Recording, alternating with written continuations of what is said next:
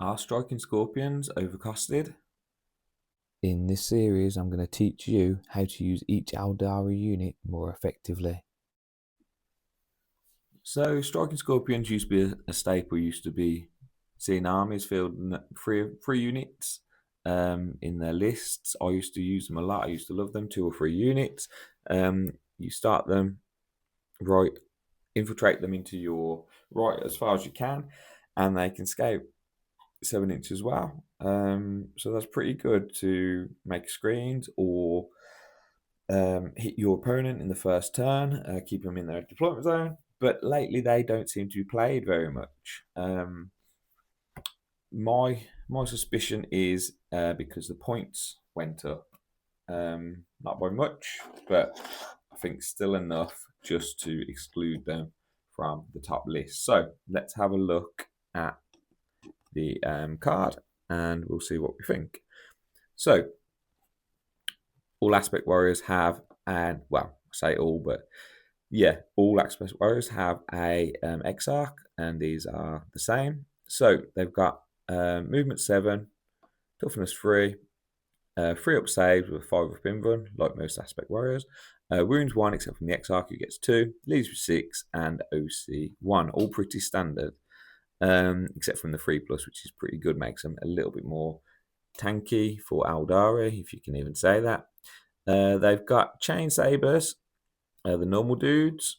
Sorry, for ranged weapons, they can either have they have shuriken pistols, and they are equipped with scorpion chain swords. So a standard shuriken pistol profile, hitting on 3s, strength 4, -1, and 1 damage. And then if you look down here at the chain sword, so you get sustained hits 1, attacks 4, weapon skill 3, strength 4, -1, AP, and damage 1. So basically a standard chainsword, like a Space Marine chainsword, with sustained 1. Then you have the Exarch, who can have chain sabers, which you can shoot with as well. You get assault pistol twin linked. So basically just another a shuriken pistol. We've obviously twin linked. And then when you attack in combat with them, you get sustain 1 and twin linked again. So you get 5 attacks. You get hitting on 3, strength 4, -1, and 1. So just like an extra chainsword, basically. You can have the biting blade, which you get sustained 1 on. 4 attacks, hitting on 3, strength 6, AP -3, which is pretty good, but then only 1 damage. Or you can have the Scorpion's Claw, which is 3 attacks, weapon skill 3, strength 8, -2, AP, and 2 damage. More like the Power Fist. On my guys, I've got the Claw on 1 normally, and I normally take the Biting Blade. Biting Blades are good because of the extra AP, but then I do like the Scorpion Claw because of the 2 damage.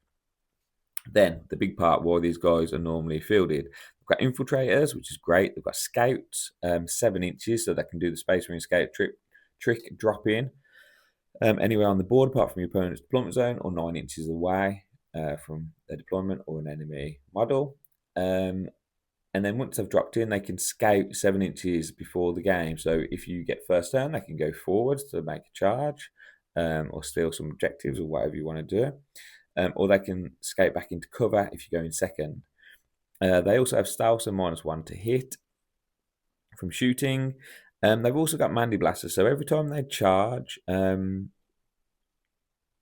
you make a melee attack, you score criticals on a 5+. So with these chain swords and these biting blades, etc., everything apart from the Scorpion's Claw basically will be wounding on sustaining on 5. Some other combos you can do with that as well. I think with the Warp Spider guy, Lycus, I think he gives lethal. I'm not sure, I can't recall off the top of my head whether that's just with himself or his unit, but there are a few ways to get lethal hits as well in there from strats, etc. So why are these guys no longer played?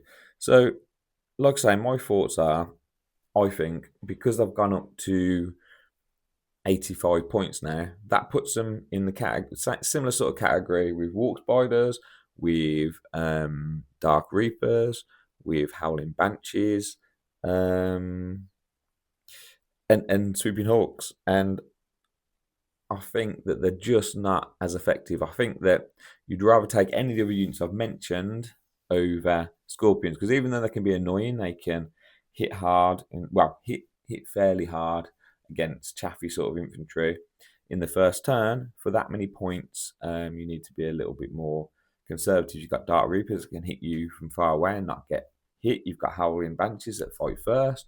You've got Warp Spiders that can drop in and do more damage with the Flamers. And then obviously you've got Swooping Hawks, which are the big favourite at the moment.